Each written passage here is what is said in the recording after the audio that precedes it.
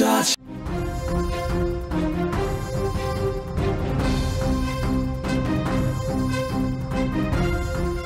దొంగకు చుక్కలు చూపించింది 13 ఏళ్ల బాలిక.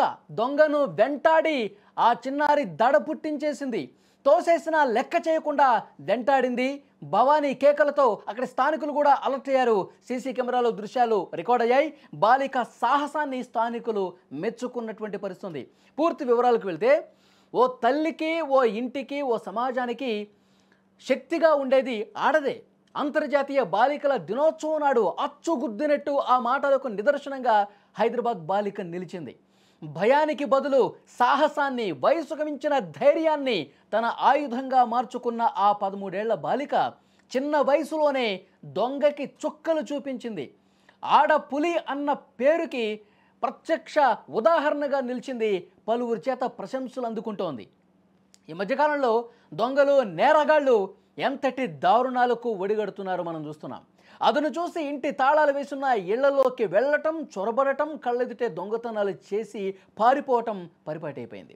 సరిగ్గా అలాంటి ఘటనే జీడిమెట్ల పోలీస్ స్టేషన్ పరిధిలోని భగత్ సింగ్ నగర్ రోడ్ నెంబర్ 12లో జరిగింది.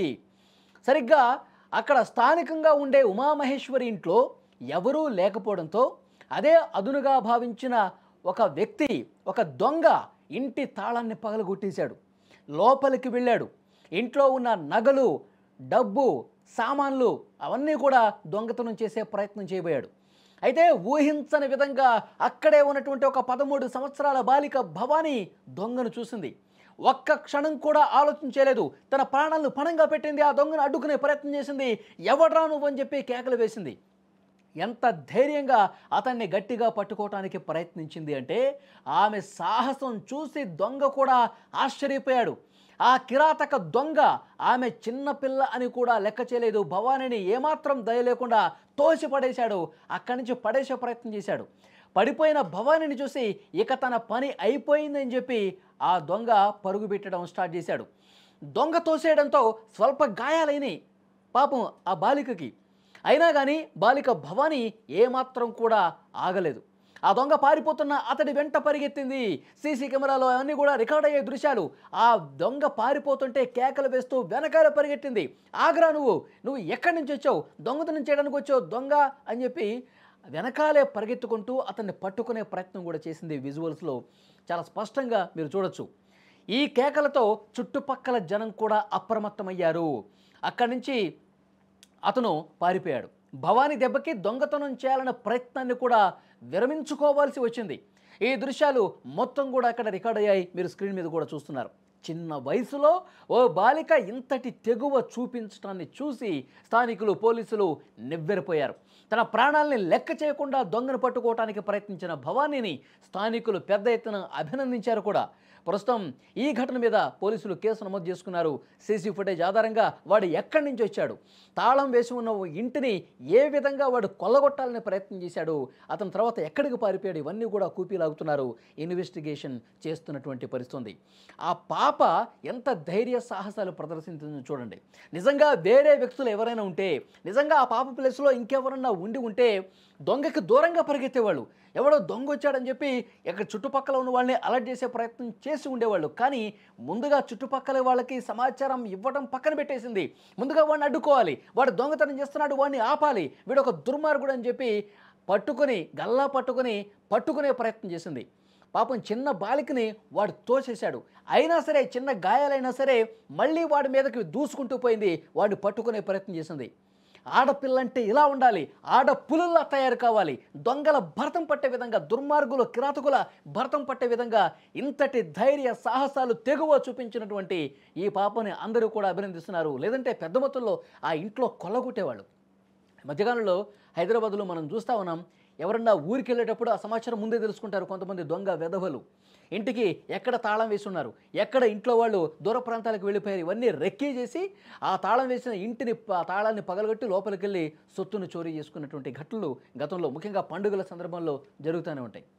అయితే అలా దొంగతనానికి వచ్చిన వాడు ఈ బాలిక ధైర్యాన్ని చూసి షాక్ అయిపోయి, ఇక ఈ పాప ఉంటే మనం ఏమాత్రం కూడా ఇంటి లోపలికి వెళ్ళామని తెలుసుకొని ఇంకా ఇక్కడే ఉంటే చుట్టుపక్కల వాళ్ళందరినీ తీసుకొచ్చి నన్ను కుమ్మి పడేస్తుందని చెప్పి భావించి ఎలా భయంతో పరుగులు పెట్టాడు చూడండి. దొంగను చూసి ఆ పాప భయపడి పరిగెత్తాలి యాక్చువల్గా, కానీ ఆ పాప ఎంత ధైర్య సాహసాలు ప్రదర్శించి వాడిని పరుగులు పెట్టించింది. దొంగని మొత్తం ఆ గల్లీలో ఏ విధంగా పరుగులు పెట్టిస్తుందో విజువల్ చూస్తే మీకు అర్థమవుతుంది. సో ఆ పాపను అందరూ కూడా మెచ్చుకుంటూ ఉన్నారు. ఆ పాప ఈ దొంగతనం అసలు వాడు ఎట్లా వచ్చాడు, నేను ఎట్లా చూశాను, ఇవన్నీ ఎలా చెప్పిందో ఒక్కసారి మీరు కూడా వినండి. సౌండ్ వస్తుంటే నేను ఏం చేసిన బయట నించున్నా, బయటకు వచ్చి ఇక్కడికి వస్తే మేము ఉమాంటి కోసం వచ్చినా అని చెప్పాను. కానీ ఇక్కడ నుంచి తొంగి చూసిన, ఇక్కడ నుంచి తొంగి చూస్తే నేను వదిలి గట్టి పట్టుకోగానే ఆయన ఇట్లా దొబ్బేసిండు.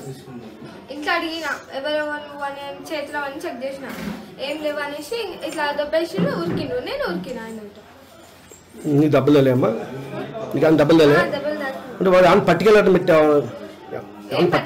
చెక్ చేసిన అన్ని. ఈ ఘటన జరిగిన తర్వాత అక్కడ ఉన్నటువంటి స్థానికులు కూడా రియాక్ట్ అయ్యారు. వాళ్ళు ఏమన్నారు ఒక్కసారి విందాం. ఆమె కిందికి వచ్చింది, కొండమెట్ట మీదకి వచ్చినప్పుడు డోర్ సగమే మూసుందంట.